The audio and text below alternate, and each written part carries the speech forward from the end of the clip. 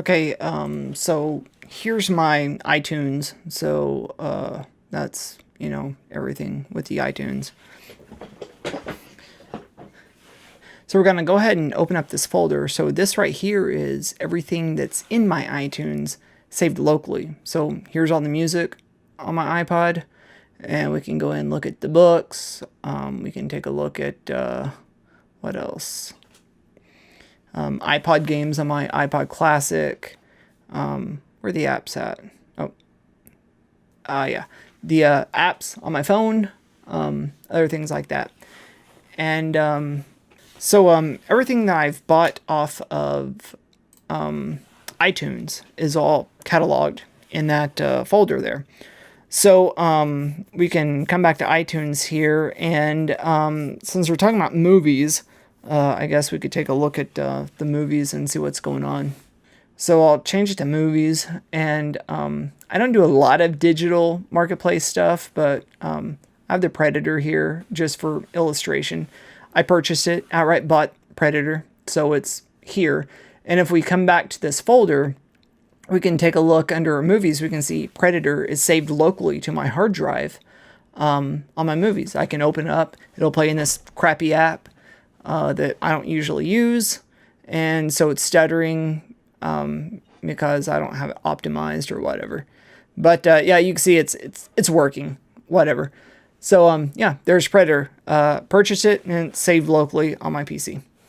Which is all fine and good, but that's not what we're talking about, though. What we're talking about here with this particular discussion is lost licenses. So I have some media that I do own that the license has since expired. They're not movies, but it's the same concept. So we'll bounce over to the phone here. And if we go into TV, well, before we get into that, if we come over here, we can see that it gives me the option to pull up Predator since it's assigned to my ID. I can hit the little cloud icon there and it'll download to the phone. Since it's on the iTunes server, it's going to go ahead and download to the phone immediately. And then I can start watching it. But we're not talking about things that are on the server again. We're going to talk about lost licenses. So to do that, I'm going to bounce over to the podcast app because I have some podcasts that the license have since expired. So we're going to go to search and we're going to actually search the iTunes store.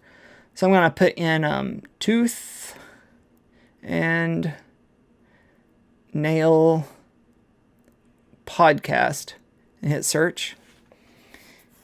And it's going to pull up Labeled, which is a podcast Tooth and Nail Records started doing last year.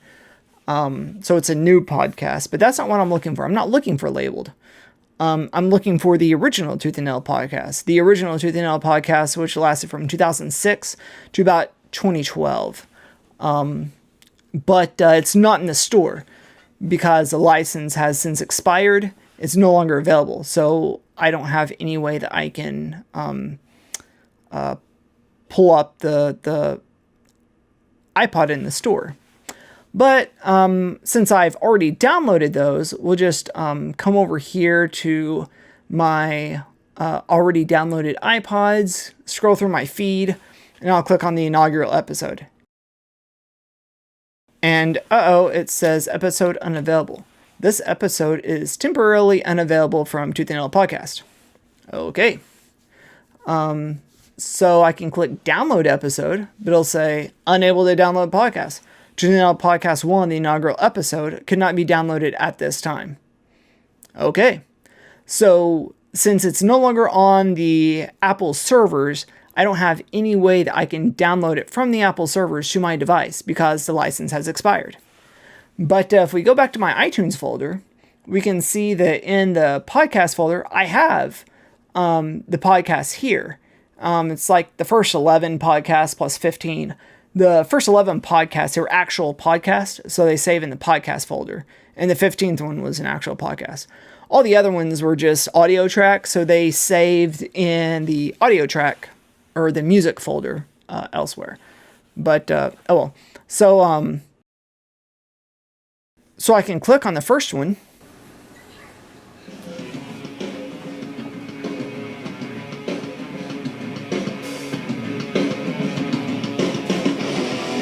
What's up? Welcome to the first official Tooth and Nail podcast. I'm Brandon Ebel, president of Tooth and Nail. And yeah, as you can hear, it works. It plays just fine. I can play it there on my PC, or I can come here to iTunes, and I can load it up through iTunes in the podcast section of iTunes.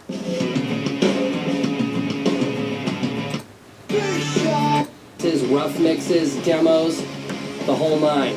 So the first band I want to talk about is Jones. Okay, so we can see that it's no longer on the iTunes store. Not available on the iTunes store yet. It's still on my PC. I still have possession to this content.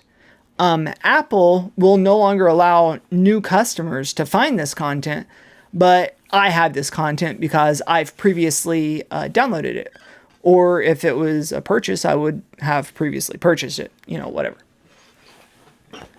So now the thing is how do we get this content onto the phone or onto the other thing? Even though it's not in the store, I can still put it on my device and I can still enjoy it. So I have my phone plugged up, so we'll go ahead and go to the phone, and I'll just go to the podcast section. I'll scroll down a little bit, and should be able to, it'll take a couple seconds for it to load up. Okay, there we go. So I can scroll down here, and then I can choose Tooth and Nail Podcast. I'll just toggle the first one because that's all I want to put on here. And then hit apply and hit sync or whatever and let it go ahead and sync. Wait, no, I don't need that. Anyway, apply.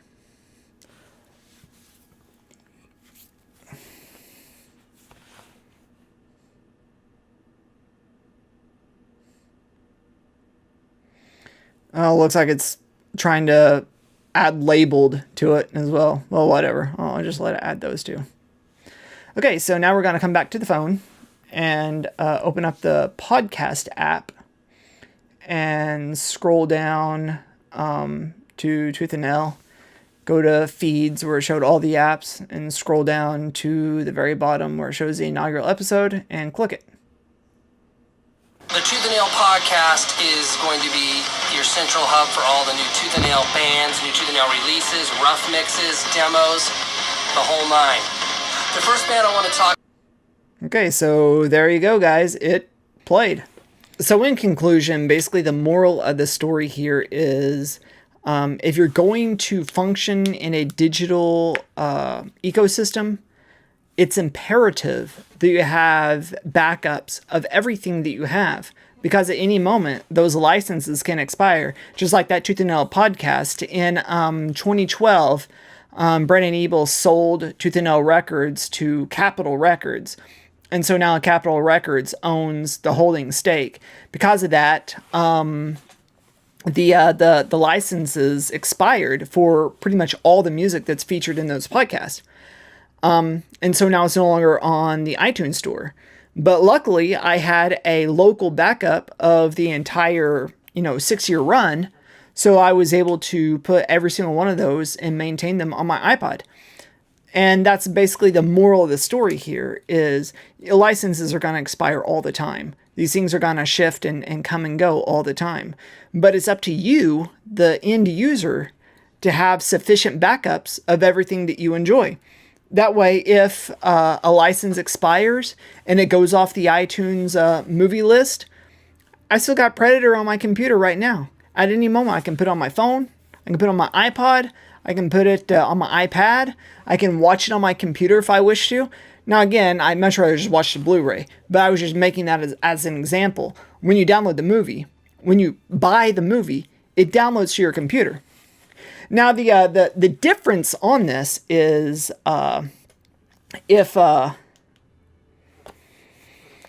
you were just watching it on your phone or on your iPad. I know that Apple has been trying to push this PC-less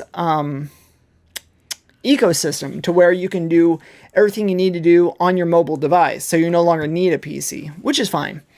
But the thing is unless I keep that movie on my phone, so say for instance the guy who wrote the article, he went and downloaded these movies to his phone or his iPad, and that's how he watched the movies, but he was running out of space, he needed to go on vacation, he needed that space for the movie.